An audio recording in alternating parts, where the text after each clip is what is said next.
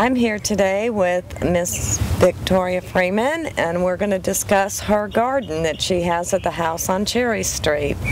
Victoria, can you tell us something about your garden? My garden. My garden has been flooded out 2 times.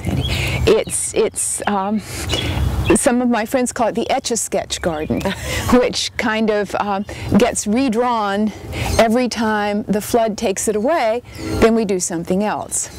So everything, the big things are everything on the property is mobile.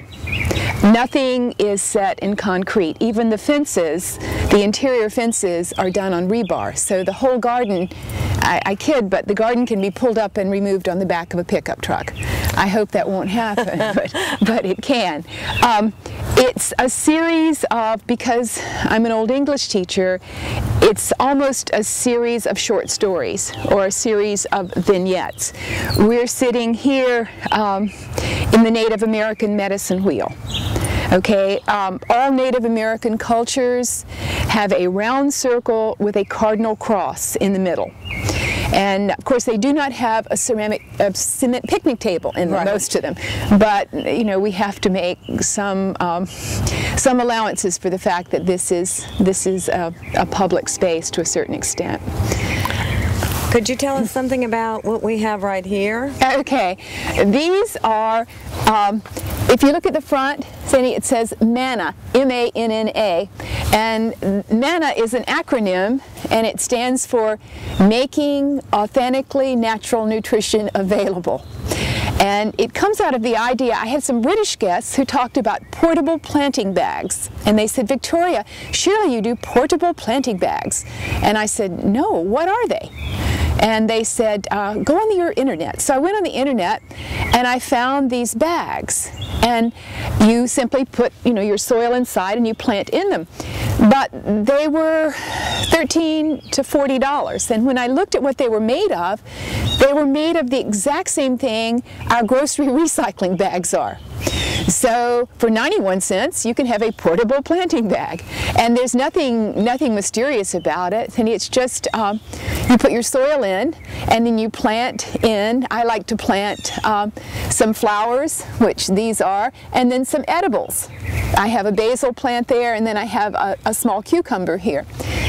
For me, eating something that you have planted keeps you mindful of the miracle that is the fact we are fed, all of us, from 6 inches of topsoil. And so I encourage everybody to have a tiny, tiny garden, and it's called manna because manna was what rained down for the Israelites during the Exodus, and it fed them for 1 day. It fed them a tiny bit for 1 day.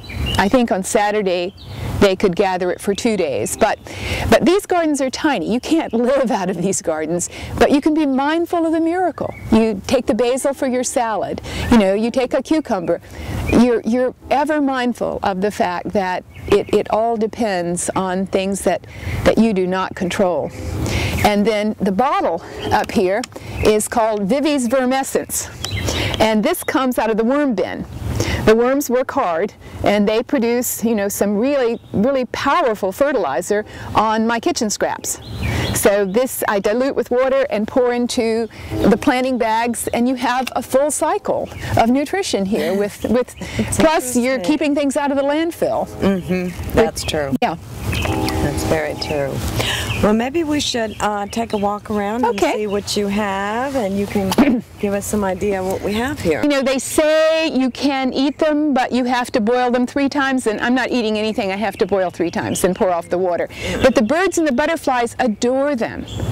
And so, and I don't plant them. I planted them 3 years ago. Every year they come back. And behind you are the cosmos, were a gift of one guest. They gave me a tiny little dime pot of cosmos, and they have spread everywhere. I see them over there also. Absolutely. And yellow, if we were on the theme, they say gardens should have thematic colors. Okay, the calamondins are back there, and I use those in cupcakes and in cakes and in wonderful calamondin pies. And that tree is only 4 years old, and it has grown to that height in 4 years. So We can go over and look at what's called the herb farm.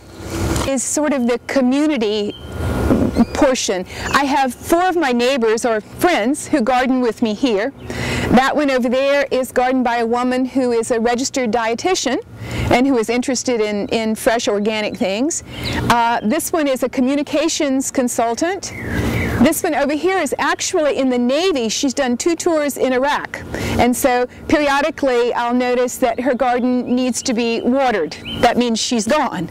And this is gardened by a 7-year-old. And right now he's interested in things that all look alike. So our collards are all alike there. I believe very strongly in this.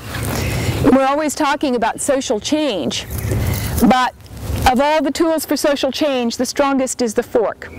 You know, if we're going to care for the earth, we need to be ever conscious that we live off of it. And this is a way to do that. The labyrinth is it's a spiritual map. Again, it's very, very old. Most people know about the labyrinth in Chartres, which is a very elaborate labyrinth. Right. This is a very plain 5-cycle labyrinth. Last night, some people from the Presbyterian Church came to walk it. And the idea being that, you know, you follow the path just as you kind of do in life. And sometimes you think you're going in one direction and your life path turns you in the other direction. But if you will just keep in faith taking the next step, you will become centered. A lot of people confuse a labyrinth with a maze, and a labyrinth is not a maze. A maze is a puzzle, and you come to a dead end, and then you have to do something else. A labyrinth, there are no dead ends. If you take the next step, then the next step will be revealed, and you will get to the center, and you will come out. So it's a lot like life. What we think of dead ends really are places where we reorient ourselves, and we have new information. So if we want some basil for pesto, you know, we grab that and we take it in. So it's really easy. I'm very concerned with the ease of modern gardening. So many people my age think of gardening as 40 acres and a mule, right, and of canning and preserving and putting up. That's not what this kind of gardening is about. This really all is manna gardening. It's about gardening for a day, gardening for, you know, one meal, and staying conscious, mindful of the miracle. These are sweet potatoes, which have run all out in here, and I just found out that I can eat the sweet potato leaves. I can steam them, which I'm going to actually try, and then I'll pull the little sweet potatoes here. This is what I call the Southern Living patio, because when Southern Living came to do pictures, I had been in Japan with my younger son and his wife, and of course the yard had died. So the night before they came, I pulled up my hexagons, which I had somewhere else, and threw down this patio right here, and then created right here the center motif by pulling up the wrought iron down there. You can see some of it still left. Ran it down here, rebarred it in, and made, not that, I actually used that particular arbor there, and then it looked like all the dead spots were dead. The boathouse, which again is just a carved out of a hedge. And you know, we don't have, sometimes there's a canoe that lives in there and a tiny kayak. So, you know, we're not into power boating, but we have, you know, people-powered equipment in there. And that kind of does it.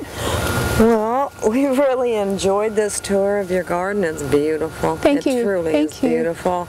And we want to thank you for the interview and sharing with everybody what you have. Well, thank you very much for taking the time to come and look at it.